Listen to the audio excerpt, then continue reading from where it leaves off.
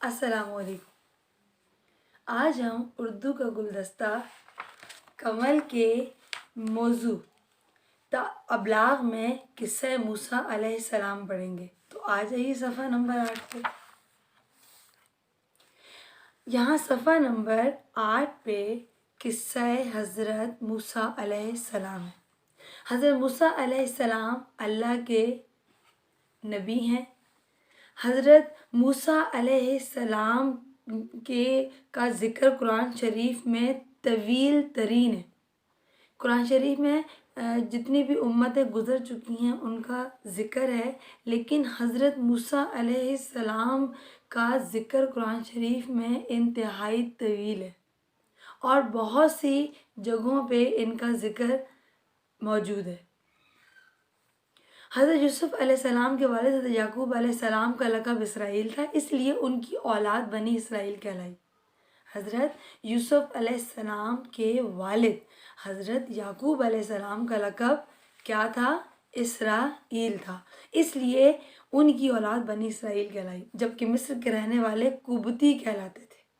یاد رکھیے گا، مصر کے رہنے والے قبطی کہلاتے تھے۔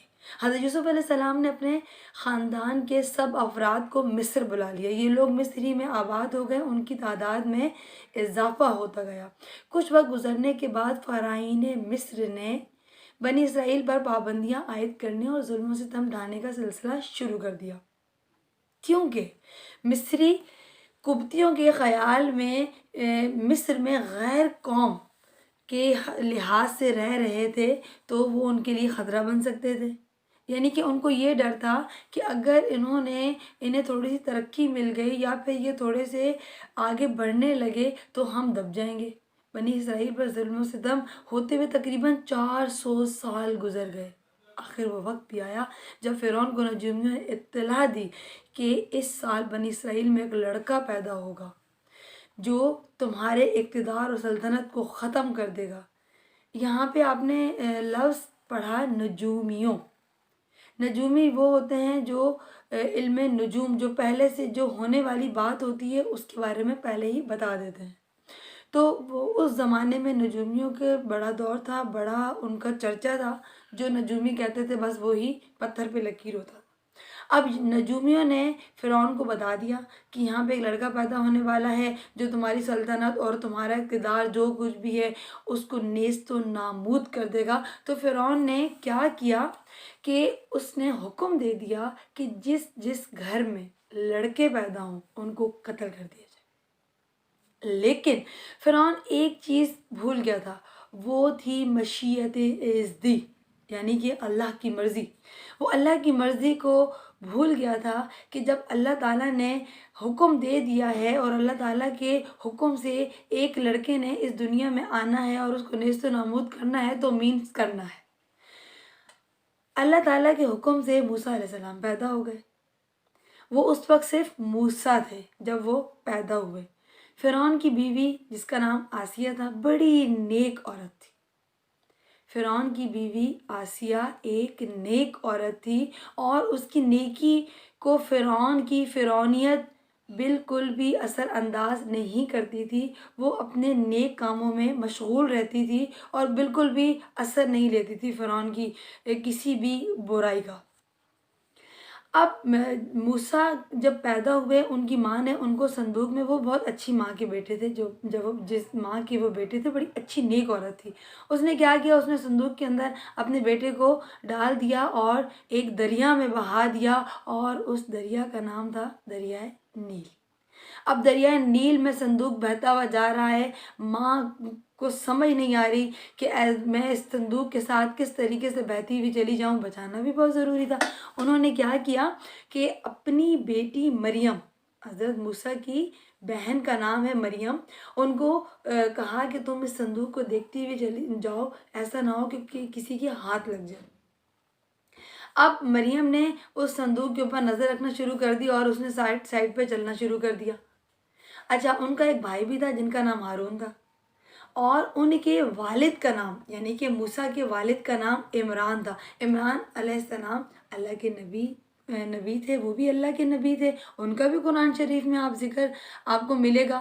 قرآن شریف کی تلاوت ہی نہیں بلکہ اس کا ترجمہ بھی پڑھا کیجیے، ترجمے سے آپ کو پتہ چلے گا کہ کتنے نبیوں کا اور کتنی امتوں کا اللہ پاک نے قرآن شریف میں ذکر فرمایا ہے۔ خیر، حضرت موسیٰ علیہ السلام پہنچ گئے، کہاں پہنچے؟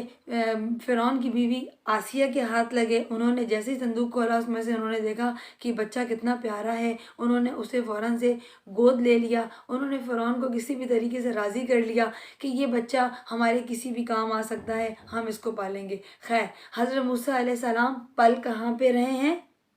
فرعون کے دربار میں بڑے شاہی انداز میں پل رہے ہیں۔ وہ موسیٰ جس نے بڑے ہو کے، جس نے جوان ہو کے نبی بن جانا ہے، اور جس نے بڑے ہو کے فرعون کو نیست و نابود کر دینا ہے۔ رب کا حکم دیکھیے، رب کی شان دیکھیے کہ وہ گھوم کے اسی موسیٰ کے محل کے اندر آ جاتا ہے اور وہی فرعون اس کو پالنا شروع کر دیتا ہے۔ اللہ تعالیٰ نے آپ کو روحانی عظمت، علم و دانش اور جاہ و جلال کے ساتھ بے پناہ جسمانی قوت بھی عطا کی۔ اللہ کے نبی جو تھے، ایک بار دانستگی سے آپ کے ہاتھوں ایک قبطی قتل ہو گیا۔ قبطی کون لوگ ہوتے تھے؟ مصر کے لوگ جو تھے رہنے والے، وہ قبطی کہلاتے تھے۔ ان کے ہاتھوں غیر ارادی طور پہ، وہ بالکل بھی نہیں چاہتے تھے لیکن انہوں نے ان کے ہاتھوں وہ بہت زیادہ طاقت والے تھے تو غیر ارادی طور پہ ان سے قتل ہو گیا۔ اب جب ان سے قتل ہوا تو وہ بہت ڈر گئے، کیونکہ انہوں نے اللہ تعالیٰ سے تو معافی مانگ لی تھی، لیکن یہ جو مصر کے لوگ تھے ان کو جب پتہ لگا کہ موسیٰ نے اس طرح کی حرکت کی ہے تو انہوں نے کہا کہ فرعون نے حکم دے دیا کہ ہم موسیٰ کے اوپر سختی کریں گے۔ ایک طویل سفر کے بعد آپ ایک کنویں کے پاس پہنچے تو دیکھا کہ وہاں کچھ چروائے اپنے جانور کو پانی پلا رہے ہیں اور دو لڑکیاں اپنے ریوڑ لیے ایک طرف باری کا انتظار کر رہی ہیں۔ آپ نے کیا کیا کہ ان لڑکیوں کی مدد کی، ان لڑکیوں کے جانوروں کو پانی پلایا۔ وہ دونوں لڑکیاں حضرت شعیب علیہ السلام جو کہ اللہ کے نبی تھے ان کی صاحبزادیاں تھیں۔ انہوں نے جا کے اپنے والد کو بتایا کہ اس طرح ایک اجنبی ہے، اس نے ہماری مدد کی ہے۔ آپ یعنی کہ حضرت شعیب علیہ السلام نے حضرت موسیٰ علیہ السلام کو بلوایا، ان کو ان کی عادت بہت اچھی لگی۔ انہوں نے کہا کہ میری دو لڑکیاں ہیں، ان میں سے تم ایک سے نکاح کر لو، میں شرط یہ رکھوں گا کہ 8 سال تک تم میری خدمت کرو گے، اور اگر 10 سال پورے ہو گئے تو وہ تمہاری طرف سے مجھ پہ احسان ہوگا۔ آپ مان گئے اور 10 سال بعد آپ اپنی زوجہ اور صاحبزادے کو ساتھ لے کر مصر کی طرف روانہ ہوئے۔ 10 سال بعد آپ دوبارہ مصر روانہ ہوئے۔ وہ قبطی کو قتل جب آپ سے ہو گیا تو آپ چلے گئے تھے، اور پھر اب دوبارہ 10 سال کے بعد آپ دوبارہ کہاں جا رہے ہیں؟ مصر جا رہے ہیں۔ کوہ طور کے قریب پہنچے تو رات کا وقت تھا۔ یکایک کوہ طور کے داہنی جانب سے آپ نے روشنی دیکھی، آپ سمجھے کہ آگ ہے۔ بیوی سے کہا تم یہیں ٹھہرو، میں آگ لے آؤں۔ یہ کہہ کر آپ دور کی جانب بڑے ایک عجیب و غریب منظر دیکھا۔ آپ نے دیکھا کہ ایک درخت ہے اور اس درخت سے نور کی روشنی پھوٹ رہی ہے اور تمام وادی نور سے معمور ہے۔ حضرت موسیٰ علیہ السلام کی حیرت کی کوئی انتہا نہیں تھی کہ یکایک صدا آئی، اے موسیٰ، میں تمہارا پروردگار ہوں، تم اپنی جوتیاں اتار دو، تم یہاں پاک میدان طوٰ میں ہو اور میں نے تمہارا انتخاب کر لیا ہے، تو جو حکم دیا جائے اسے سنو۔ بے شک میں ہی خدا ہوں، میرے سوا کوئی معبود نہیں، تو میری عبادت کرو اور میری یاد کے لیے نماز پڑھا کرو۔ حکم ہو گیا۔ حضرت موسیٰ علیہ السلام کے اوپر وہی نازل ہو گئی۔ حضرت موسیٰ علیہ السلام سے ڈائریکٹ خطاب کس نے کیا؟ ڈائریکٹ حکم کس نے دیا؟ اس وادی برحق نے، اس معبود نے، جس نے بتایا اس کو کہ میں ہوں جس نے تمہیں نبی بنایا۔ اس کے بعد اللہ تعالیٰ نے آپ کو 2 معجزات عطا کیے، اور وہ معجزے کیا تھے کہ آپ کے پاس ایک عصا ہوا کرتا تھا۔ میں نے پہلے بھی آپ لوگوں کو بتایا ہے کہ حضرت موسیٰ علیہ السلام کے پاس ایک عصا ہوتا تھا، وہ خالی عصا نہیں تھا۔ عصا کو پھینکنے کا اللہ پاک نے آپ کو حکم دیا۔ عصا زمین پر گرتی ہیبت ناک اژدہے میں تبدیل ہو گیا۔ حضرت موسیٰ علیہ السلام خوفزدہ ہو گئے۔ حکم ہوا کہ ڈرو نہیں، ہاتھ بڑھا کر پکڑ لو۔ حضرت موسیٰ علیہ السلام کے پکڑتے ہی پھر وہ عصا بن گیا۔ پھر دوسرا حکم ہوا، اپنا ہاتھ بغل سے لگا کر نکالو، وہ کسی عیب کے بغیر چمکتا دمکتا نکلے گا۔ پھر حکم ہوا ان معجزات کے ساتھ فرعون کے پاس جاؤ، وہ بہت سرکش ہو گیا ہے، اس کو دین حق کی دعوت دو۔ حضرت موسیٰ علیہ السلام نے اللہ تعالیٰ سے تھوڑی سی فیور مانگی. وہ کیا تھی کہ یا اللہ ایک تو میرا سینہ کھول دے، دوسرا میرا کام آسان کر دے، تیسرا میری زبان کی گرہ کھول دے. حضرت موسیٰ علیہ السلام کی زبان میں تھوڑی سی لکنت تھی، وہ فراوانی سے بات نہیں کر سکتے تھے. تو آپ نے اللہ تعالیٰ سے دعا کی کہ میرا بھائی، ان کے بھائی کا نام تھا حضرت ہارون علیہ السلام، میرے بھائی کو میرا مددگار آپ بنا دیجیے یا پھر میرا وزیر بنا دیجیے. اللہ تعالیٰ نے ان کی دعا قبول کی. اسی وقت مصر میں حضرت ہارون علیہ السلام کو نبوت عطا ہوئی. پھر دونوں کو حکم ہوا کہ اللہ کی نشانیاں لے کر فرعون کے پاس جائیں اور اس سے نرمی سے بات کریں، شاید وہ غور کرے یا عذاب سے ڈر جائے.